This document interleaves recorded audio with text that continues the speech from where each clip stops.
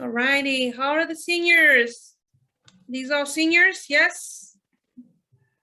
You guys all so quiet today. I want to see if there's someone in the audience who is whose birthday's today.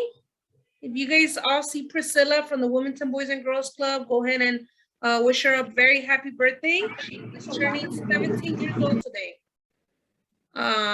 But I want to just make sure everyone's in their proper presentation. Thumbs up if you're a senior. You can use your little emoji. So I can see that you guys are paying attention.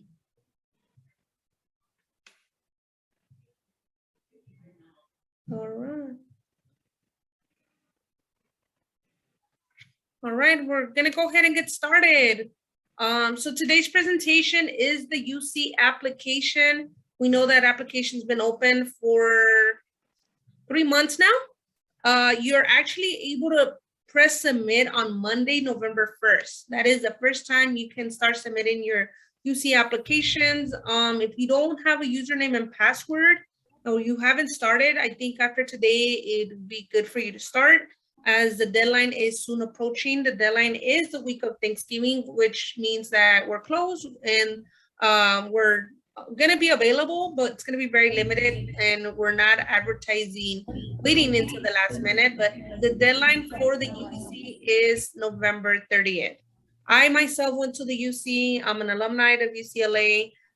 So I can definitely share more about my experience of what the quarter system was like. Very different than the semester. So we're going to pretty much start with the presentation. I'm gonna ask you guys to please mute yourself so that we can get through the presentation. So we know there's 9 campuses. There's a wonderful map here. You have schools anywhere from that are 45 minutes away from here, like UCLA, to 8 hours away from here, like UC Davis. Anything passing UC Merced, you're looking at anywhere between 5 or more hours. You have UC Santa Cruz, you have Berkeley, UCSB. The only UC you can apply to is University of California, San Francisco, as it is a graduate school. The application and the tabs are on the right-hand side. You can see that it breaks up into smaller tabs. And so we are revising applications. Very important that you don't submit your application without getting it revised. One of the 9 out of 10 times, if you don't get it revised, there's going to be a mistake on there. Now you have your schools that are known for, that have a medical center. So if you are thinking of going to medical school, the UCs are more popular for that. You have UCLA, UCSD that have medical centers, UC Irvine that are top for students that want to go into pre-med. You have UC Davis that's known for vet school. So if you're looking at working with animals, they do have the #1 animal science major. And then if you're thinking of law school, you want to be a lawyer, the UCs are also very well known for that. You have Berkeley, you have Irvine, and UCLA as top in the nation for law school. You can always go into a CSU and then pursue your law degree at any of these schools, but they are top in the nation for those specific majors, specifically pre-med and law. Now, as we know, the application opened August 1st. Some of you may have already, might be finishing up your application and might already be getting it revised. By a show of hands, if you can use your emoji, who here is struggling with your PIQs? This is a vulnerable moment, so if you can show me what the emoji on your screen that you maybe are struggling. We want to kind of get an idea of who's struggling. We do want to provide you with the support. Thank you so much, Diana, for letting us know that those PIQs aren't easy. It is a narrative, and it is an opportunity to talk about yourself. This is all that you get that is closest to an interview. You get to really add color through your to your application through those PIQs, but they're hard. It's hard to talk about yourself in 350 words, It's hard to pick out a PIQ that you find best for you because you might identify with all or you might not identify with any.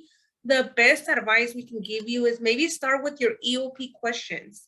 EOP and PIQs have some similarities. And so maybe starting with your EOP and making your way, starting with the EOP and then making your way with the PIQ might be a better alternative. We're always here to bounce around ideas, draft, put something together, even if it's bullet points, that's a great start. You are going to revise your PIQs over and over. You're not going to get them down the first time or the second or the third or the fourth, but you're going to only get better. And that is why we're here until 8. That's why we're here until on Saturdays, 9:01, so that you are making those PIQs as best as you can. Now, after you submit on November 30th or before, hopefully, you will then start hearing back in February. Around late February, early March is when they're going to start releasing their admission notices. You'll know then whether you got accepted or not. And then you'll have until May 1st to pick a school. So everyone on May 1st will have to pick the school that they're going to be attending in the fall. Now, ultimately, you're only going to go to one school only. So during that time, you're going to be shopping around, you're going to be exploring, you might be visiting campuses, and that is how you're going to select your college for the upcoming school year. And so you're going to be doing a lot of decision making. You're going to be exploring financial aid packets. You're going to be asking us a lot of questions about these schools that you got into. And then you're going to decide where you're going to go. So second semester, spring semester is when you find out what schools you got into. Now, if you do fall within the 9%, which is the local context ELC at your high school in your top in your graduating class, you are guaranteed admission at one of these UCs. Now, you might have received a letter in the mail telling you you're top in your graduating class. So we want you to communicate that with us to ensure that you are taking advantage of that. Now, some schools will require a down payment of $250, which sounds like a lot, but there's ways to get that waived. And this is how you pretty much tell the college that you're going to their school by paying them. You give them $250 to save your spot.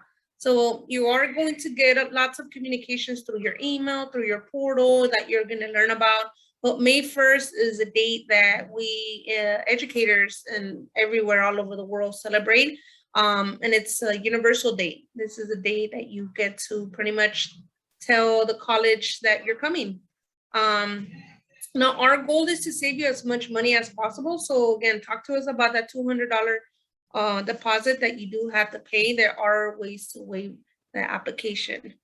Now, all of you should be applying for the fall admission, fall 2022, under freshmen. No one in this presentation should be applying as transferred or anything else that's not freshman. You are a freshman in college. And even if you took classes through Harbor College or do enrollment, you have not taken enough units to classify you as a transfer student. So all students should be selecting freshmen. You are going to need your transcripts as well as your activities, awards, and community service activities. There's going to be some of you that are not going to recall when you did that one community service. There's going to be that award that you may not remember when you got it. So you have to work with the case manager and use your blue folder, your forms that we have in there so that you can annotate some of the events that you did. Bring your certificates if you have to. We'll copy them, put them in your blue file so that we can ensure that you include everything and don't leave any of your awards out. So your assignment after today is to look for your certificates and bring them in to having a copy of them in your blue folder. That is the best way that you're going to be able to maximize on the activities and award section. Any questions here? Okay, I'm seeing the chat is active. All right, cool. Make sure you guys are signing in as well. We are taking attendance. If you don't have any questions, you can at least fill out our Google form. Oopsies. Now, by a show of hands, how many of you have your 4 UCs? You know that there's 9 and you're applying to 4. Now, I do want to share with you all that none of you should be paying for the UC application. There is a collaboration between College Board, which is the agency that sponsors the SAT and the AP exams, and they have made paper waivers available for all students. So none of you in this presentation should have to pay for the UC apps. Your Cal State applications are based on income. Well, they both are, but unfortunately, there aren't any other alternative fee waivers for the Cal State like there is for the UC. So I hope that after today, you at least know and walk away that you should not have to pay for the UC application, if at all. If you do end up paying for it, it probably means that you slept through the presentation. So now the UCs are going to base their decision on the A through G requirements and GPA, as well as extracurricular activities, and any involvement inside of the classroom and your PIQ. So here's a graphic on how they're going to make their selection. As you can see, no part of the application holds more weight than any part of the application. Your extracurricular activity, as well as your academic factors, as well as the PIQs, all hold the same weight. So they're not going to base it on one item more than the other. They are going to look at how many spots they have available. So that is going to be a factor. Make sure that you're not applying to all the impacted schools. We know this last year, UCLA received close to 139,000 applicants. So you want to be selective. As you can see, there's not one factor heavier than the other. They're not going to look at your 4.0 more than they are going to look at your PIQs. They're going to look at them the same, because they're really, really trying to find why they should admit you. Now, keep in mind that when admission reps are reading through your application, they're looking to saying yes. They want to say yes. They want to admit every single one of you, but you have to give them a reason. Now, the best way that you're going to do this is you're going to make them fall in love with you in the less creepy way. So this is where you present your talents, your skills, and everything you have to showcase that is related to you. This is where you get to talk about yourself. You get to really disclose your skills and talents. And so you're looking for a reason for them to say yes to you. They already want to say yes. They just need a reason as to why. Now, I do want to highlight UCSD. UC San Diego is made up of 7 colleges. It used to be 6, it's now 7. So you do have to spend some time researching the 7 colleges within UC San Diego. So you are going to have to spend some time analyzing the schools and ranking them more than anything. Now, here's the criteria for the comprehensive review. This is really how they're going to take you in consideration. This is the why and how you're going to get admitted into college through academic achievements. They want to see how much you challenge yourself through rigor, how well you did in your AP courses. They are going to pull out your school profile and see, hey, they offer 15 and you took 14 of those courses. They're looking at content. They're looking at personal content, which is that is really related to you. And then they're looking at school content.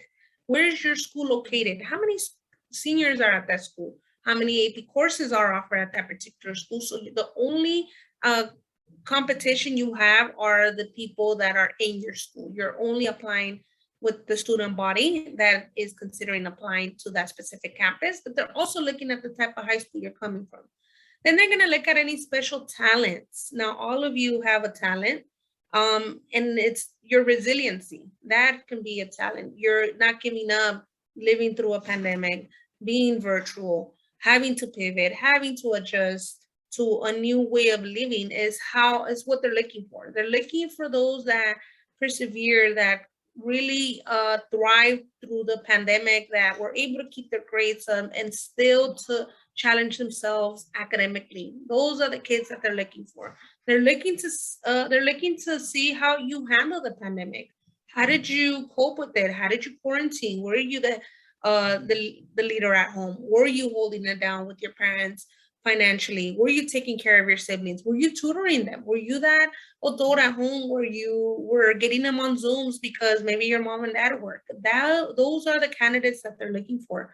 They're looking to they're looking for students that were proactive during this time of the year, and especially because of how things happen. A lot of you had your whole house scenarios change, and this is an opportunity to disclose that, to talk about what these 18 months were for you, being out of school and then transitioning back.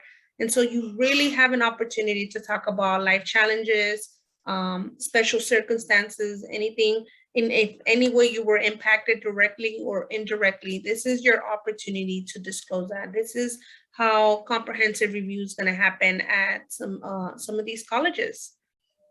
And then of course they're going to look at everything else, your grade point average, honors courses, your performance, your academic performance. We know some students went with pass, no pass, so they're going to look at that. Any special talents, any improvement. Maybe you were that student that went from all C's to all A's because you now were able to prioritize your school. Maybe the pandemic was in your favor. You maybe needed to focus and really prioritize your education. Maybe this was the first time in all your high school careers you were able to do that. And so this is what sets the UC apart. They really, really take time to really get to know their students, their talents. They look at everything. They read between the lines. The UC is a research institution, so they're very analytical. They're gonna look at everything. And so we're gonna go ahead and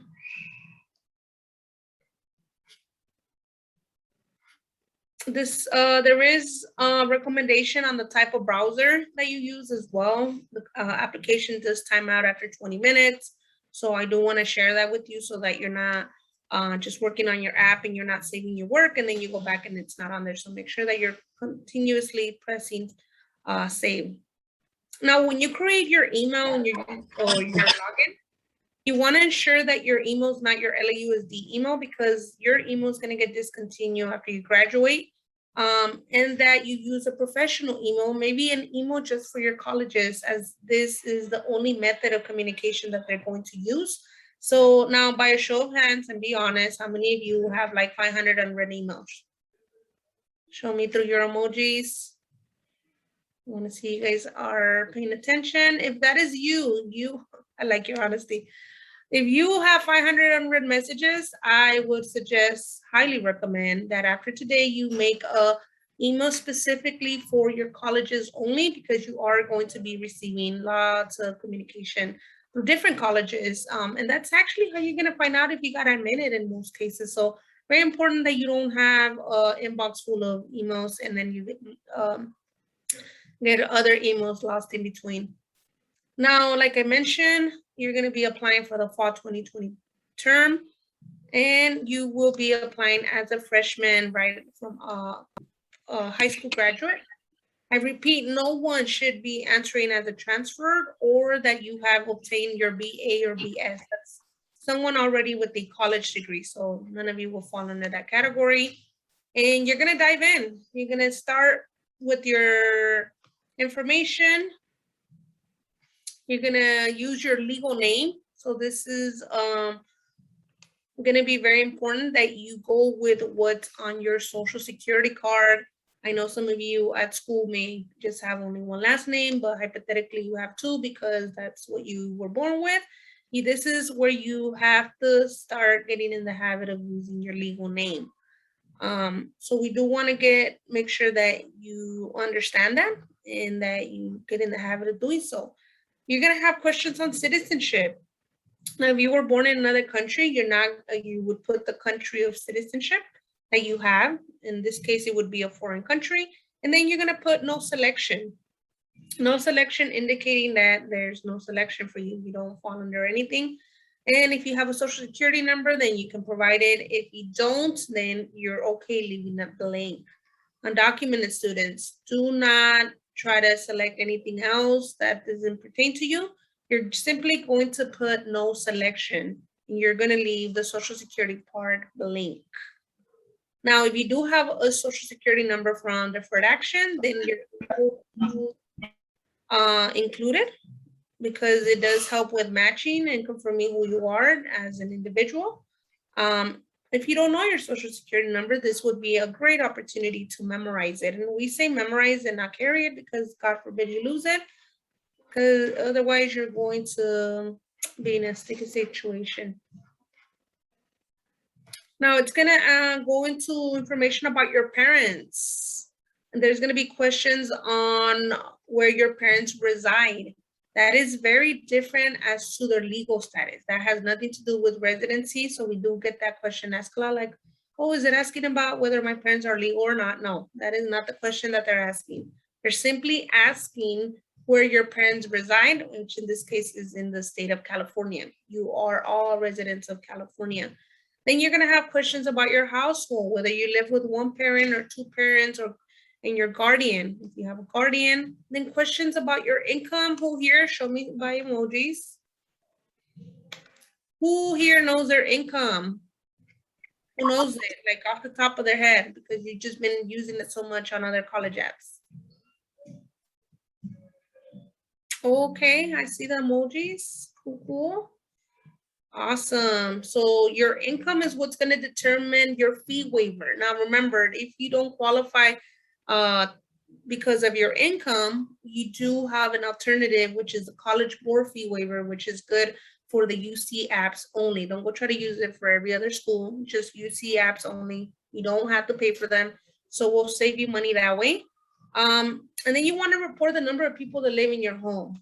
Now, this has nothing to do as to who is reported on the taxes, but who physically lives in your home, who consumes your electricity, who lives under your roof, who eats your meals on your table. So that is who they're counting as your household. So if your grandma and grandpa come and stay with you, you count them because you're trying to get that fee waiver. You're trying to, you want to make sure that you're not paying for these college applications. So make sure to include everyone that lives in your household, or that is financially supported by the finance that come into that home.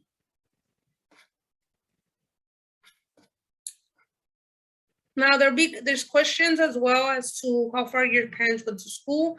I think it's a great opportunity to talk to your parents and ask them vulnerably, like, hey, what grade level did you get up to? And don't be afraid to answer that question. Don't be ashamed of putting high school, middle school, rather than don't know. Take some time to really get to know your parents and ask them, why couldn't they go to school? Rather than putting unknown because maybe you didn't want to ask them, or you feel maybe ashamed. So have this be a conversation started over dinner. Now your major is probably going to be one that you're going to be spending time the most. We do get a lot of students that are like, I don't know what I want to major. I don't know what I want to study. And that is very normal. That is very common. Now we do suggest that you could do some research. Psychology at UC Berkeley is going to look very different than it is at UCLA. At UCLA, you're there to be a psychiatrist. You're going to tell people that they need medication. At UC Berkeley, you might be a psychologist. You are helping people with their problems, to cope with their problems, their mental health. So very different at both campuses. The same thing for engineering. Engineering at Irvine is going to look very different than it is at Berkeley. Now, if you don't know what you want to study, we do have a personality assessment test that we can always conduct, and maybe do process of elimination that way and figure out a potential major for you, but you can always put undeclared. Berkeley is the only school currently that you only can select one major, but the other colleges, you're able to put an alternative major as backup. You want something, you definitely want your alternative major to have some similarities with your first major. You don't want it to be too far apart, or you don't want to select math major and then you want to do like a history major, because if you were to want to change majors per se, you're gonna have to start yearly from the start. Now, mind you, a lot of the colleges are aware that students are like, well, if I'm not an engineer major, I'll just be a math major instead, and I'll just get into engineering later. Now you do have to apply to engineering at some point. So making the switch sometimes will require you to take some prerequisites. So just keep that in mind that some colleges you will have to take prerequisites before you even get into the actual major. Some students think, well, I'll just put engineering twice because if I don't get in through the first, I'll get in through the second. Engineering is engineering. So the same people looking at the first major are going to be the same people looking at your second major. So definitely spend some time exploring your interests, doing some research. Do not go applying to UCLA as a business major because you're going to go and find out that business is only offered at the graduate level. You can obtain your master's in business administration at UCLA, but you cannot get your bachelor's degree in business. So you do have to spend time researching. The best research method you can use is to go to the actual website. You literally type in UC Berkeley on your search engine and you go under admissions and look up what that major looks like at that particular campus and then make a comparison because like I mentioned, business at one school or econ at one school is going to look very different than it is at another school. Any questions here? Anything that I'm maybe moving too fast or would like more elaboration with? Team? Anyone in the audience that has a question?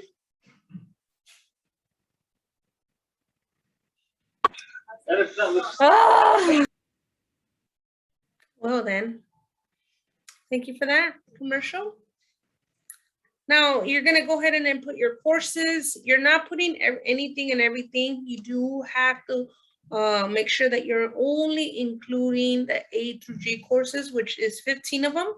They should, your PE, your health, and all these other electives that you take are not gonna make the cut. They're not going to be on your UC app. We should not see them because you sat through our program and our presentations for way too long for you to know, for you to not know what's A through G. Now, we will go over it with you again. We will revise. One thing about the high schools that I want to point out is if you attended multiple high schools or you did summer school at another high school that was in maybe the high school you're in, you do have to be very specific and put both high schools as well as the time that you were there. So you do have to get very specific. As you can see, there's multiple high schools because this student went to more than one high school. So you want to make sure that your transcript matches your college application. And then you're going to literally start inputting courses.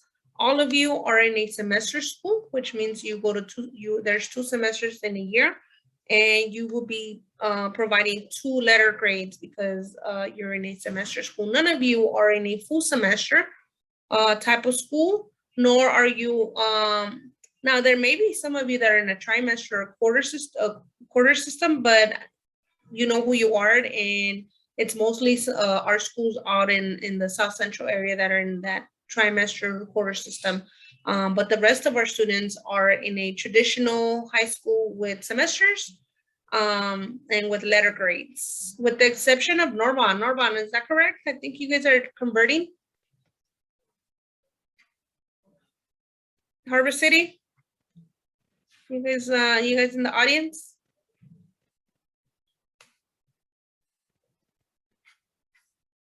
All right, everyone's real quiet today. Are you guys just tired? It's 12th week and you guys just need a little break. I do appreciate you all being here on a Wednesday.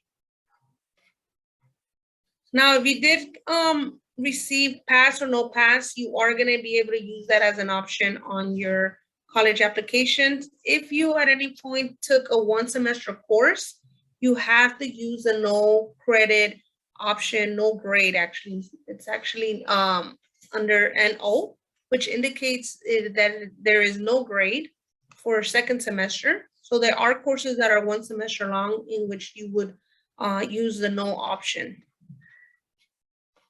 So you start with your 9th grade courses, you start inputting them that way.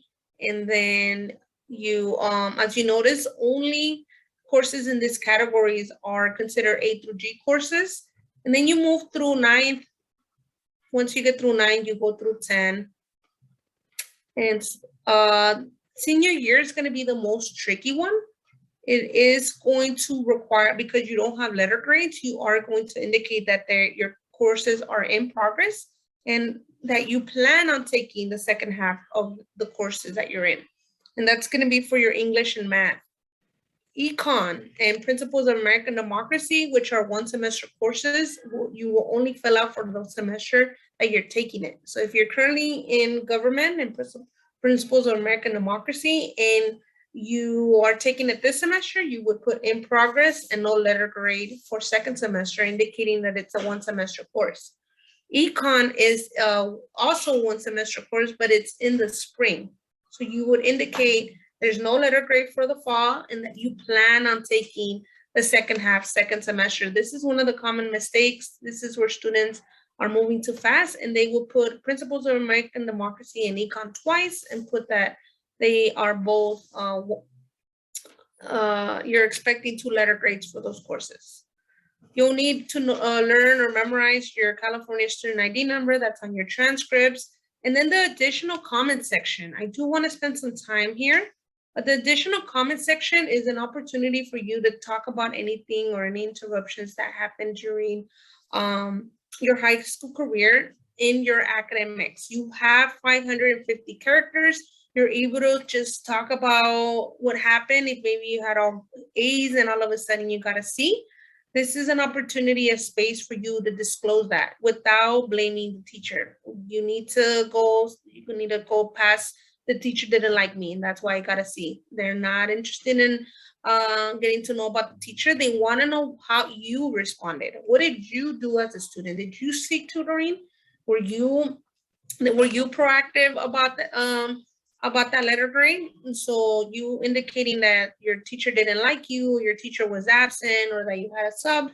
It's good. We want to know what you did as a student. How did you respond? Especially now during COVID. We know that is going to change the way we look at admissions. A lot happened. There was a lot of interruptions, and so very important that you use that all of your boxes in the application. So you have these boxes on there on purpose. And they're intentional. It is an opportunity for you to utilize them. Both the additional comment section and your PIQs. There's a part on there for the EAOP program as well. Now let's talk a little bit about your activities and awards. This is again what's going to add value to your application.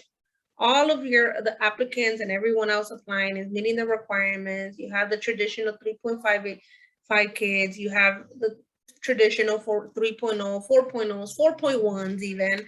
But the thing that sets you apart from everyone else in the student body are your activities and awards. This is what makes you you. This is what makes you unique. There is even a category for educational opportunity programs. That is us. That is College Bound. We are a college access program that should be part of your application if you are part of our program. You'll have an opportunity to even disclose other coursework that is a non-A through G course, especially if it was a class that you really enjoy. We really recommend you using that part of the application to talk about the class that you enjoyed. Community service is very different than extracurricular activities. Community service is a service you did within the community. Extracurricular activities is who sponsor that community service. So let's say you did a 5K to raise awareness on cancer.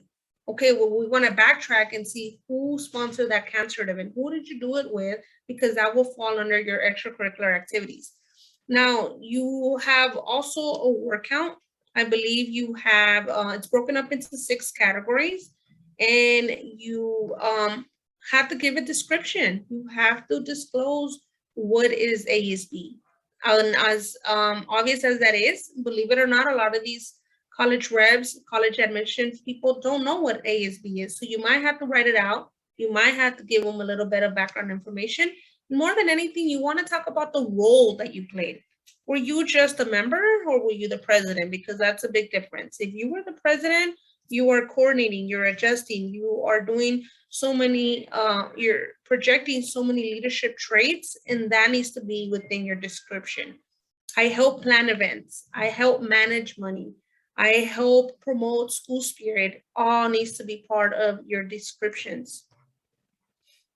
Now, when it comes to the number of hours spent, we do look at that as well because we don't want you to overestimate.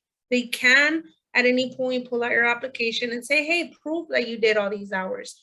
We have in the past had kids, had colleges as students for proof that they were in these activities because of the scandal that there has been with these universities, especially like UCLA and USC. There's been a lot of scandals about students getting in through the back door, but it's because of misleading information. So if you were to get selected, you may or may have to present proof that you did those hours or a letter, certificate in some cases.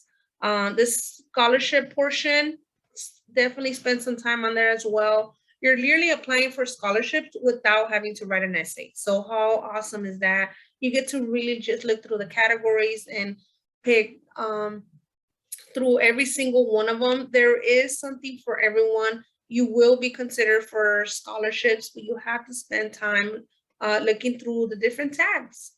And so scholarships, all UCs offer scholarships to students that meet the criteria. So if you identify as Mexican American, you better answer. If your parents are Mexican American, I think there's a category. There's even one for Boys and Girls Club that you're a member of Boys and Girls Club America. That is for all of you. So if you're looking through these, you're gonna notice the different categories that you can definitely relate to. And then you have the PAQs at the end. We do suggest that you work on these on Word and that you don't work on them on your actual application, because if the internet was to go off or you were to, let's say the power was to go off, you're gonna lose your work and that's not a very nice feeling. So work on them on Word or Google Docs, get them revised, and make sure that you're answering the question. And as cliche as that sounds, believe it or not a lot of students are able to answer the question the first time or the second time or the question at all. They'll leave out part of the question. So again, you're working with the case manager, you're working with our staff, with your PAQs, and you're as well taking advantage of these boxes that have additional comments. No application should be left for any additional comment, especially specifically for the additional comment section. All of you should be taking advantage of this part of the application because again, you're giving them content. And that is the best way that you're going to be really able to tell them what you might not be able to tell them through your PAQs or your grades, especially if you were impacted by COVID.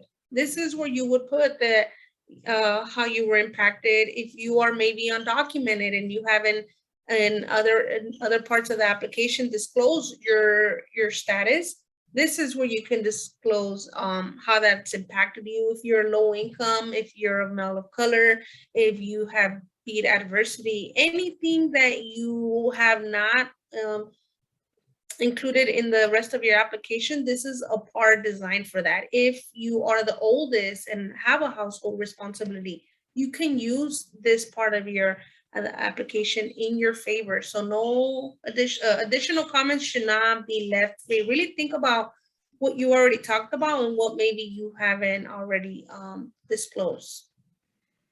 And the best way you're going to do that is by working with the case manager. Now, once your application is complete, you'll get check marks at the end, as you notice here. And then you're gonna, once you get it revised, remember that you're getting it revised by two people, two pairs of eyes, so that we can make sure that your application is the best application, that the best version of the application. And it is gonna tell you if you're missing anything. It won't even let you submit if you're missing classes or if you're not meeting the requirements, it will highlight it for you and inform you. Now, the fee waiver, you're not having to worry about it. No one in this today should be having to pay for the UC application. They are $80 or actually 70. But as you see here, they will accept College Board waivers as well as NACAC waivers, which we all have here at the Boys and Girls Club. They're literally paper waivers that you mail instead of a payment. So if you remember anything, you should remember that you're not paying for your applications at all. Now we are gonna ask that you print out your confirmation and that you put it in your mail, in your blue file, not your mail. And everything that you do that's college related should be in your blue folder. Especially if you are one of our most actives, whether we work with you at school or whether we work with you at the club, you should have get in the habit of printing everything. Don't ever feel like it's too many pages, but also don't print the same item 3 times. Just one time's enough. And you just need to have proof. It's easy to say I submitted my apps, but who's to say it even went through? So no better way than to having that paper, something tangible in your folder. So make sure that you guys are printing, and you're getting your stuff revised. Now, I am not done. Mr. JC, do you have anything that you want to add? Yes. What I would like to add within the UC application that I've seen with students is that you guys save the extracurricular activities for last. Please make sure that you guys put some time in that activity and make sure that the activity you're putting is something that fits your passion, it fits your major, so you can identify, that, you've been, that your whole application is connected with each other. You never want to put that you joined soccer for 4 years and then you're writing about like softball, so you want to be able to be connected with that. So your whole application is all connected and it makes sense. But yeah, that's thank you, Mr. Erna. I have the truck, so I'm going to mute myself. Yeah, no worries. So pretty much make sure that there is a relationship between your PIQs and your grades and your additional comments, and that you're not just throwing curveballs to this admission reps thinking like you're going to be super authentic throwing these curveballs. So make sure that there's a relationship. Make sure that everything's lined up, that it makes sense. That's what part of the getting it revised. Because there will be applicants like that will just throw a curveball, like, oh, they have a whole PIQ about how much they love theater, and then there's like this curveball in baseball that it's like has no relationship, like you have no interest in even pursuing baseball as a hobby, but then you have it on there. So make sure everything aligns. I am going to show you an example of someone who was admitted as a bonus, as an incentive, so you can see what an admitted applicant looks like. Just 1 second here. Ms. Syra, I know you're also in here as well. Also UC Irvine alumni, also went the UC route. If there's anything that you want to add that I left out, you can go ahead and share with us.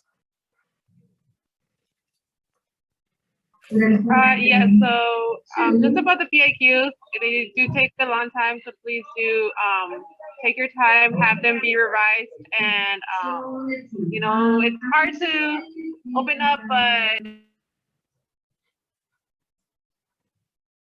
Oh, I think we lost you. Sarah, I think you muted.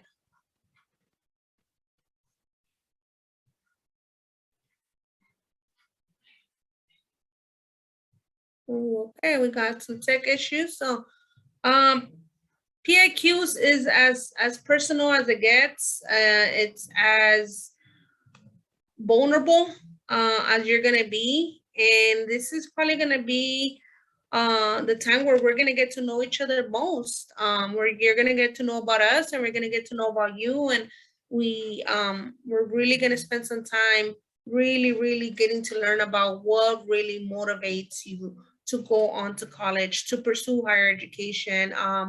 And we appreciate you all for allowing us to be that person for you, for allowing us to be that mentor. Um, since for some of you since ninth grade, for others of you that just started senior year, we're I think still getting to know each other. But PAQs have been by far one of my favorites. It's really when we get to know our students best. And then you end up using those PAQs for other things, and you end up later then getting scholarships for them. So know that this is just a foundation, and you're later gonna master these PAQs. And you're gonna really get to, I think once you get to the end and you submit, you're gonna then look back at your writing, and you're gonna see how far you came when it came to your writing. If writing's not for you, I can totally relate to you. For me personally, it was my least favorite, and it was something that I just had to learn to like. And know that we're in this together. I do want to show you briefly what an academic resume looks like, so that you can look at the description that is that you'll be using. Now, as you can see, it's a pretty lengthy academic resume.